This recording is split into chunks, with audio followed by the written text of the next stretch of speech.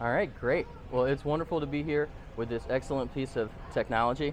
I'm Alan Harned, Director of Virginia Clean Cities. Desmond Wheatley, Alan, President, CEO, and Chairman of the Board of Beam Global. It's great to see you and great to have you here. It's great to see you, and we're lucky to have this piece of equipment. We've actually had this in service at the Virginia Clean Cities office for years now, and it's just been a great piece of technology. It's great to be here at DOT. So grabbing energy from the sun, providing 2 chargers has been great for our workplace and for our experimentation. And I love that we can stack these units. Anything else you want to share about this technology? I think another good thing to point out is it's actually raining today and rather cloudy, and yet the unit will continue to work during that because, of course, we've got energy storage up here. So for converting sunlight, or actually we don't even need direct sunlight, just light. In the same way that you can get a sunburn on a cloudy day, we're even converting light energy into electricity right now. And then we're storing it up here in our onboard batteries, which we make in our own factory in Chicago, unique in the industry in that we make our own batteries.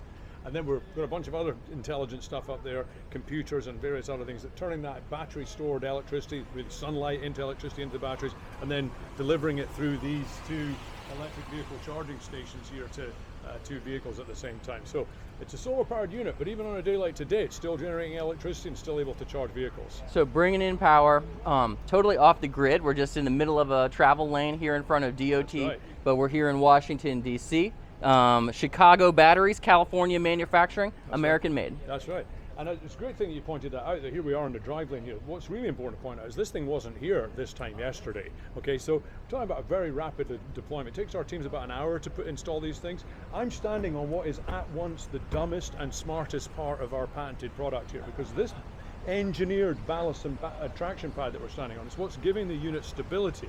So we didn't need to dig a foundation, we didn't bolt it down, we didn't glue it down. And yet, Alan, this thing will survive 185 mile per hour winds. It's actually stamped by an independent firm for 165 mile an hour winds, but in practicality, we've had these things survive Category 5 hurricanes down in the Caribbean.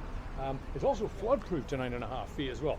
So our ability to come in and drop these things off in less than an hour with no construction, no electrical work, no trenching, we don't need to figure out where the power is coming from, and be able to charge cars within an hour and then survive these incredible types of conditions. It's a very robust piece of equipment, and really it's a hedge against blackouts and brownouts. You never get a utility bill, and you've avoided all that cost of construction and all the other things you might have to do to get charging into this. In fact, I hasten to add, it'd be just about impossible to put a charging station here in any other way. That's right.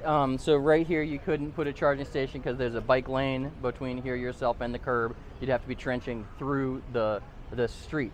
And then where would the power come from? Are we going to talk to Starbucks or that building? I mean, it just gets very, very complicated. In this instance, of course, we're getting it all from nature. Well, let's see how this technology advances, and thank you very much for being here with this today. Great pleasure. Thanks for being here too.